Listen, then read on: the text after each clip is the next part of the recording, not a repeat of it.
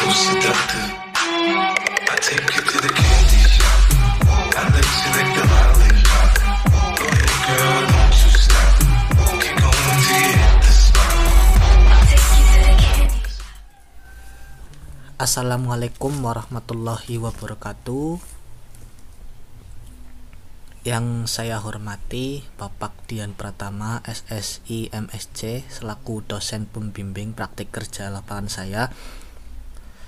Di sini saya ingin menyampaikan hasil atau mempresentasikan laporan hasil praktik kerja lapangan yang saya lakukan selama 25 hari kerja di MI Ma'arif NU Kertanegara dengan judul penerapan metode simple additive weighting dalam analisis pemilihan siswa penerima dana bantuan sosial pada Madrasah Ibtidaiyah Ma'arif Nahdlatul Ulama Kertanegara. Langsung saja, yang utama adalah pokok pembahasan di sini. Yang pertama, bab 1 ada pendahuluan, lalu ada bab 2 tinjauan pustaka, lalu ada bab 3 metode praktik kerja lapangan, bab 4 hasil dan pembahasan, bab 5 penutup, dan daftar pustaka atau referensi yang saya pakai untuk dalam pelaksanaan praktik kerja lapangan ini. Memasuki bab 1 yaitu pendahuluan, akan dijelaskan nanti latar belakang, rumusan masalah, tujuan dan juga manfaat praktik kerja lapangan. Latar belakang sendiri, salah satu hak dasar warga negara Indonesia itu adalah memperoleh layanan pendidikan yang terjangkau dan juga bermutu. Tapi faktanya saat ini memang masih banyak anak-anak usia sekolah yang tidak bersekolah maupun putus sekolah. Itu dikarenakan kekurangan biaya untuk menempuh pendidikan tersebut. Nah, salah satu perhatian dari pemerintah kepada siswa adalah memberikan beasiswa dalam berbagai jenis, salah satunya program Indonesia Pintar atau PIP untuk anak pada usia sekolah 6 sampai 21 tahun. Nah, di sini khususnya adalah anak usia sekolah dasar ya. Penyelenggara di sini saya maksudkan yaitu adalah Kementerian Agama, karena di sini saya melakukan praktik kerja lapangan di Madrasah Ibtidaiyah di bawah naungan Kementerian Agama. Nah, saat ini keputusan yang harus dikeluarkan terhadap calon penerima PIP oleh pihak madrasah itu masih dinilai kurang tepat. Jadi diperlukan analisa menggunakan metode simple additive weighting atau SO untuk mendapatkan keputusan mengenai calon penerima PIP untuk siswa yang kurang mampu atau miskin agar menghasilkan keputusan yang tepat.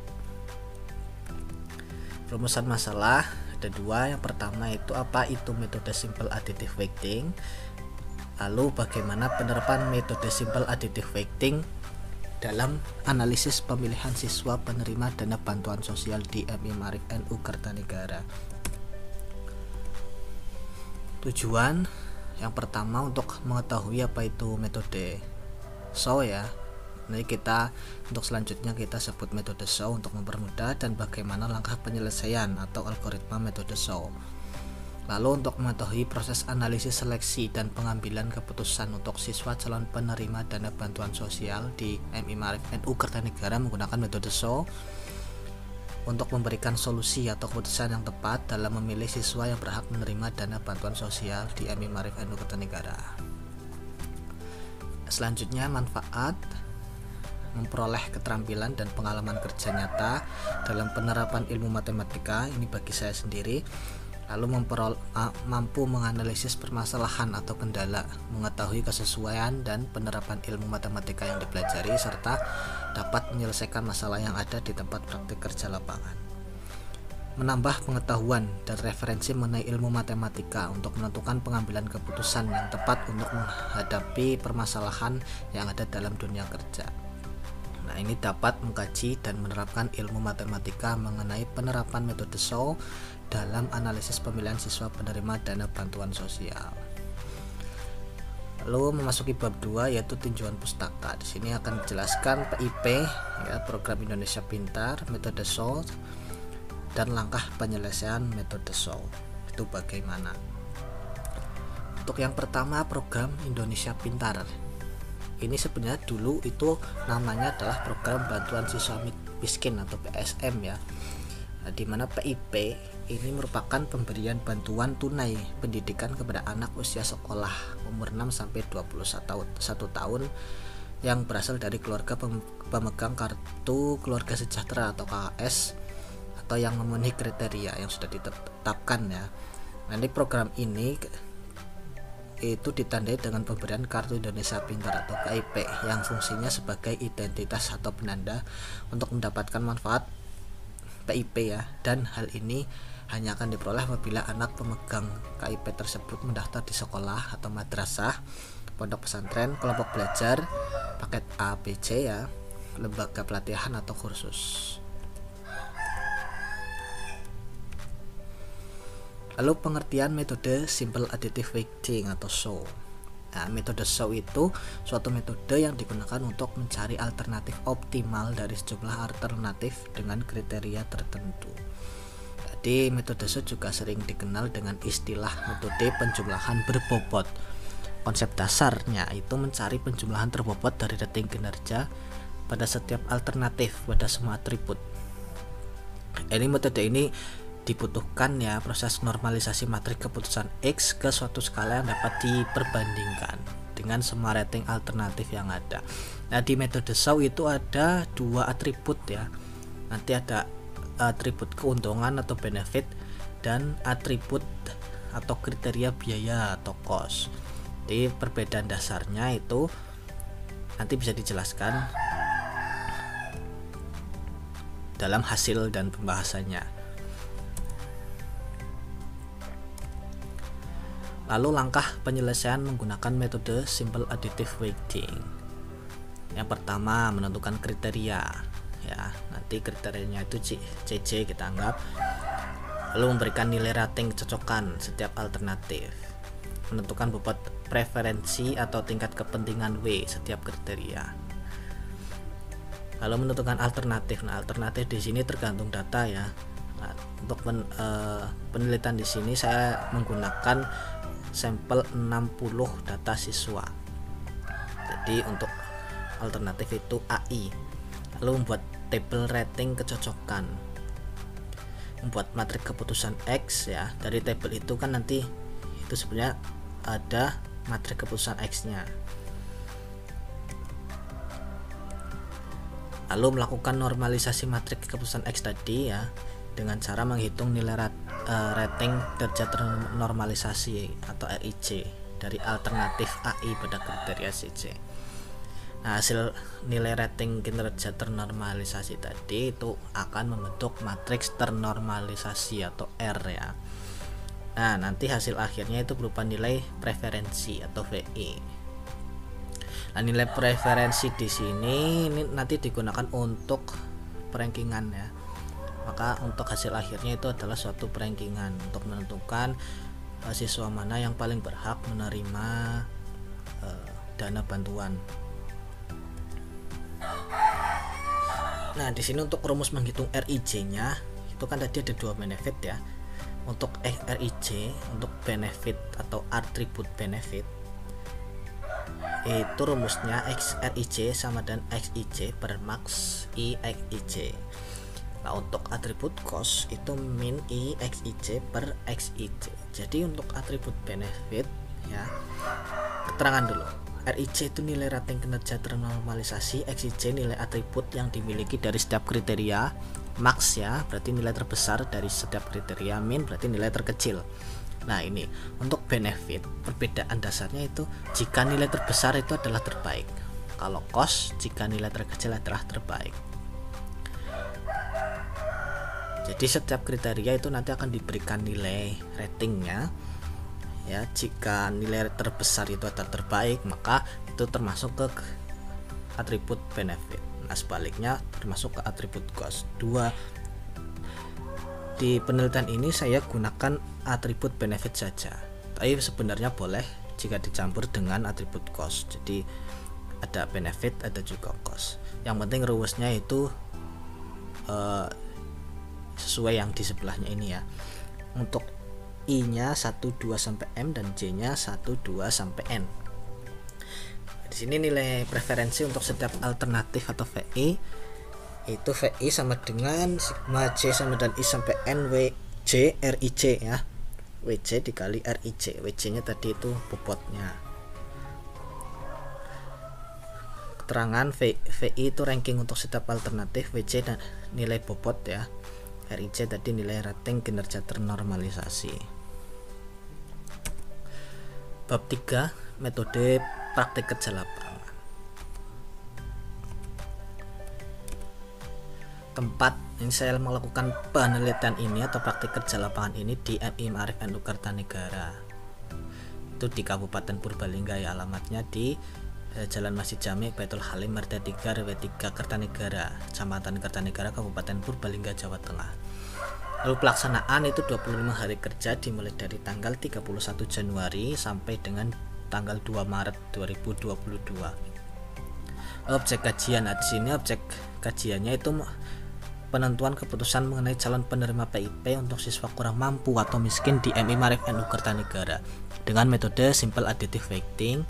Lalu pengumpulan data, ada observasi, saya mengamati dulu tempat yang akan saya jadikan praktik kerja lapangan saya. Lalu saya wawancara. Nah, di sini wawancara saya lakukan kepada pihak madrasah yang biasanya bertugas untuk mengurusi PIP ini. Biasanya dari tahun ke tahun itu petugasnya sama, dan ini ada studi pustaka. Di studi pustaka ini saya mempelajari referensi-referensi yang saya dapat dari jurnal-jurnal yang saya dapat dari internet atau dari sumber lain, referensi yang berkaitan dan mendukung dengan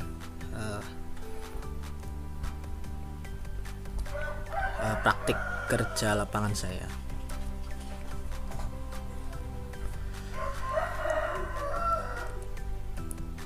Bab 4 hasil dan pembahasan. Nah, kita masuk ke hasil dan pembahasan. Yang pertama di sini profil lembaga dulu. Nah, berikut ini logo dari madrasah Ibtidaiyah Ma'arif Kertanegara ya.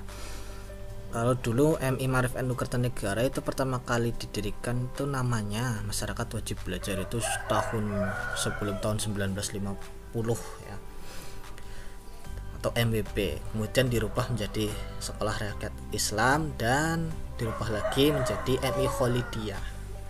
Tapi sesuai kesepakatan dari para pendiri, tokoh masyarakat ataupun pengurus madrasah ya di sekitar, itu menyatakan bahwa hari lahir atau hari MI Ma'arif NU Kertanegara jatuh pada tanggal 1 Mei 1958.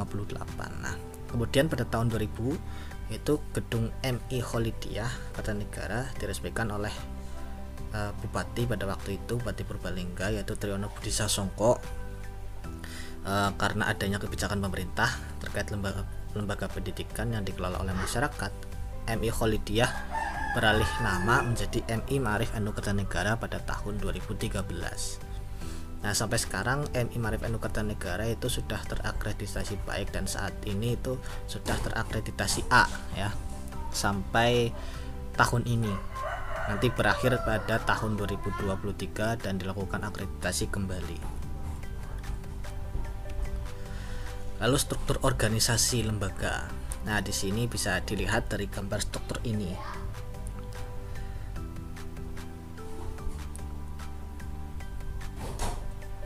Di mana ada ketua komite madrasah, lalu kepala sekolah yang nanti itu membawahi, ada unit perpustakaan, unit tata usaha. Nah, di sini itu ada kurang lebih sekitar 12 guru ya,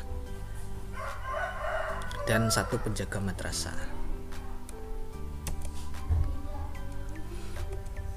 Nah, kita masuk ke hasil dan pembahasan utama, yaitu penerapan metode simple additive weighting dalam analisis pemilihan siswa penerima dana bantuan sosial PIP di MI Ma'arif NU Kertanegara. Nah, yang pertama kita menentukan kriteria dan bobotnya terlebih dahulu.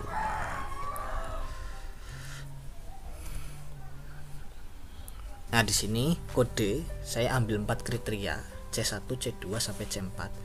itu C1 penghasilan orang tua atau wali, C2 jumlah tanggungan orang tua atau wali, C3 jumlah saudara kandung, dan C4 adalah status anak.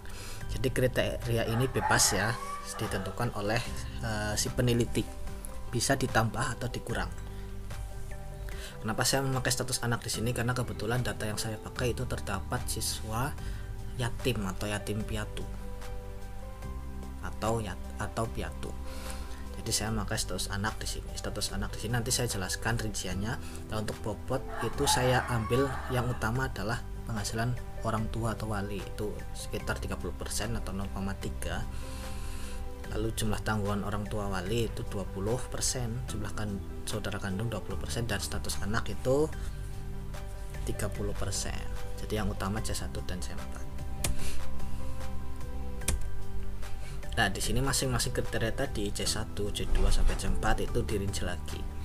Nah, di sini pemberian nilainya, pemberian nilai masing-masing kriteria. Nah, untuk kriteria C1 penghasilan orang tua atau wali, saya itu bagi lagi menjadi 5, itu kurang dari 500.000 sampai 1 juta, 1 juta sampai 2 juta, 2 juta sampai 3 juta, dan yang kelima itu lebih dari 3 juta. Jadi di sini saya pakai atribut benefit. Kenapa? Tadi ya sudah saya jelaskan bahwa atribut benefit itu yang terbaik adalah nilai yang terbesar. Jadi yang semakin diprioritaskan itu nilainya terbesar. Jadi saya ambil rentang nilai itu 0 sampai 1. Bisa tidak ada yang memberikan nilai 0. Jadi dari 0,2 sampai 1. Nah, kurang dari 500.000 nilainya 1, berarti itu adalah prioritas ya. Yang kurang dari 500.000 itu prioritas. Lalu jumlah tanggungan orang tua atau wali C2 itu saya bagi jadi 5 juga, 1 orang sampai lebih dari 4 orang. Berarti di sini yang prioritas itu lebih dari 4 orang, lebih dari 4 orang nilainya 1. Nah, yang paling tidak diprioritaskan di sini itu 1 orang ya, 0,2. Karena semakin banyak jumlah tanggungan orang tua itu kan bebannya juga semakin besar ya. Lalu jumlah saudara kandung C3. Di sini saya bagi 3, tidak memiliki saudara kandung itu 0,2, 1 orang, 2 orang, 3 orang sampai lebih dari 3 orang. Nah, di sini prioritasnya berarti lebih dari 3 orang dengan nilainya itu 1 ya. Yang terbesar itu yang terbaik, ingat ya. Lalu status anak sini saya bagi jadi 3 saja. Kedua orang tua masih hidup itu nilainya 0,2, yatim atau piatu itu 0,6, dan yatim piatu itu paling prioritas nilainya 1. Tadi sudah ditentukan kriterianya dan nilainya untuk masing-masing kriteria. Nah, di sini saya menentukan alternatif ya. Selanjutnya menentukan alternatif. Nah, di sini saya rubah untuk lebih memudahkan. Di sini kan ada data nama siswa. Nah, saya mengambil 60 data siswa. Ini data ini saya ambil dari EMIS ya, EMIS Madrasah. Di situ datanya lengkap dan insya Allah sudah valid karena harus diajukan dulu ke pusat sebelum disahkan di situ datanya. Jadi data di sini benar-benar data yang sesungguhnya, bukan data yang dikarang ya. Sekali lagi data di sini sudah benar-benar valid. Nah, sini datanya itu ada 60 sampel. Nah, dari data EMIS keseluruhan siswa di MI Maarif NU Kertanegara itu diseleksi dulu pertama, diseleksi tahap 1 oleh sistem. Nanti lah seleksi pertama itu ada 60 siswa. Yang kemudian nanti ada seleksi lagi dari madrasah, apakah mungkin anak itu berhak atau tidak menerima bantuan sosial. Di sini alternatifnya A1 sampai A60. Penghasilan orang tua atau wali, jumlah tanggungan orang tua, jumlah saudara kandung, dan status anak ya. Bisa dilihat datanya di sini. Nah, itu yang titik-titik insya Allah bisa dipertanggungjawabkan untuk lebih lengkapnya di laporan yang sudah saya cetak. Lalu menentukan nilai rating. Nah, dari data tadi itu kan diketahui contoh C1 ya, penghasilan orang tuanya berapa. Kita ambil 0,8 misal A1. C1 nya tadi berapa? Data sebelumnya itu kan 500 sampai 1 juta. ya. Berarti sesuai dengan kriteria yang sudah ditentukan itu nilainya 0,8.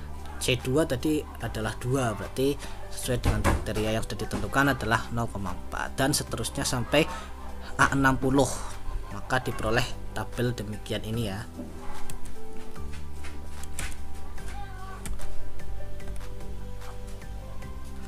Nah, selanjutnya menentukan matriks keputusan dan normalisasi matriks keputusan tersebut. Dari tabel tadi sebelumnya itu kan langsung bisa diperoleh matriks keputusan X-nya ya. Yang di bawah C1, C2, C3, C4 itu kan sudah langsung terbentuk matriks keputusan X-nya. Ya, ini bisa dilihat di sebelah kiri matriks keputusan X-nya. Lalu selanjutnya kita normalisasikan matriks keputusan tersebut ya. Dengan atributnya itu tipe atribut benefit ya. Nilai terbesar adalah yang terbaik. Maka diperoleh matriks ternormalisasi R itu sama dengan matriks keputusan X. Kenapa kok sama? Ini tidak semua kasus bisa sama ya. Karena di sini kebetulan memang kasusnya sama karena terdapat nilai maksimal setiap kriteria. C1, C2, C3, C4 itu nilai maksimalnya 1. Jadi rumusnya kan tadi kan RIJ kan untuk benefit ya. RIJ dibagi max XIJ. Nah, nilai maksnya itu 1. Bilangan berapapun jika dibagi 1 maka hasilnya bilangan itu sendiri. Jadi matriks keputusan X itu sama dengan matriks ternormalisasi atau R.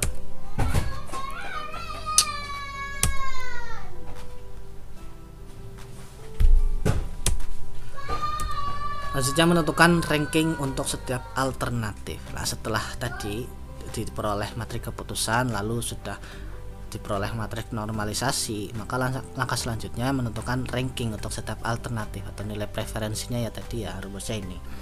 Nah, berdasarkan tabel tadi bisa dihitung V1 sampai V60-nya. Itu kan bobotnya sudah ditentukan tadi, rumusnya itu kan sigma J sama dengan I sampai N WI kali RIJ ya.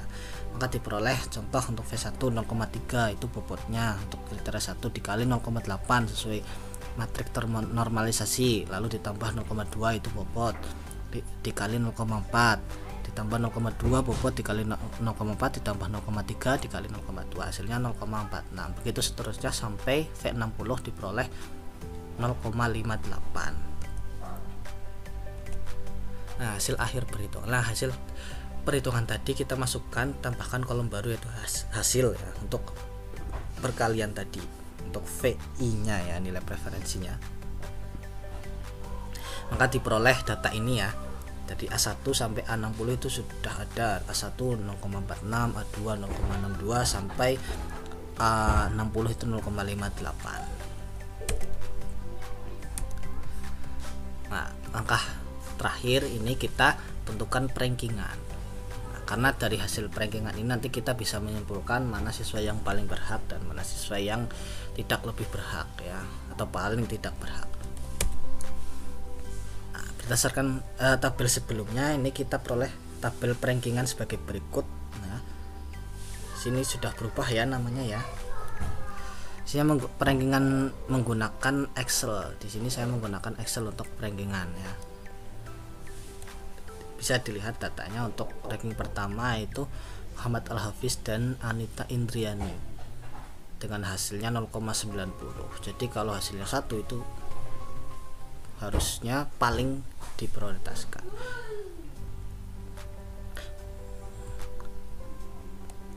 Nah, ini yang ranking terakhir itu ada Muhammad Abian Fakih dan Renal Teguh Nugroho ya. Nilainya itu 0,34 dan 0,32. Ini bisa dilihat datanya. Sekali lagi untuk lebih lengkap bisa dilihat nanti di laporan praktik kerja lapangan. Yang kelima, bab 5 itu penutup, kesimpulan dan saran. Kesimpulan di sini berdasarkan analisis tadi ya, rankingan tadi dan pengujian terhadap data nominasi siswa calon penerima dana bantuan sosial PIP tahun 2022 MI Penuh Kertanegara menggunakan metode SHOW ya, dengan mengacu kepada 4 kriteria yang sudah ditentukan tadi, ada C1, C2, C3, C4. Maka maka terpilih siswa yang paling berhak menerima bantuan dana sosial PIP yaitu ini wajib ya, mungkin sifatnya wajib menerima, yaitu Muhammad Al-Hafiz dan Anita Indriani sesuai dengan peringkingan yang telah ditentukan. Nah, kebetulan juga kedua anak ini merupakan kakak beradik ya, yang merupakan seorang yatim piatu.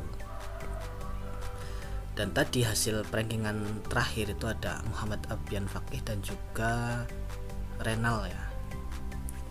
Saya juga kenal dengan kedua anak tersebut, dan kebetulan juga memang kedua anak tersebut merupakan anak dari orang yang berada ya, serba berkecukupan. Lalu informasi ranking tersebut nanti bisa dijadikan sebagai acuan bagi kepala madrasah ya, MI Ma'arif NU Kertanegara untuk memilih dan menetapkan siswa-siswi yang berhak menerima dana bantuan sosial PIP tahun 2022.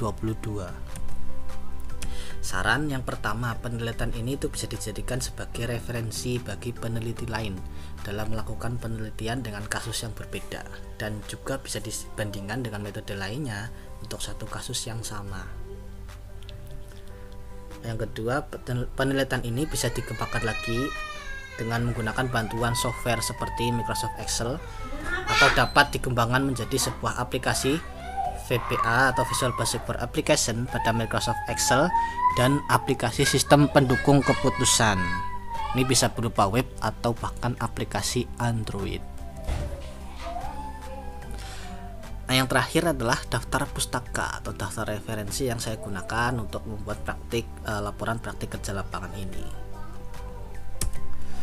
Ini ada kurang lebih sekitar 12 daftar pustaka yang terdiri dari jurnal-jurnal, buku, dan juga skripsi dengan judul mungkin berkaitan dengan metode simple additive weighting dengan kasus yang sama, atau kasus yang sama metode berbeda.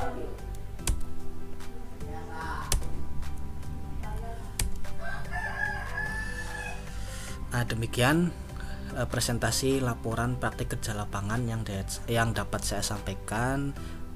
Kurang lebihnya saya mohon maaf. Terima kasih. Wassalamualaikum warahmatullahi wabarakatuh.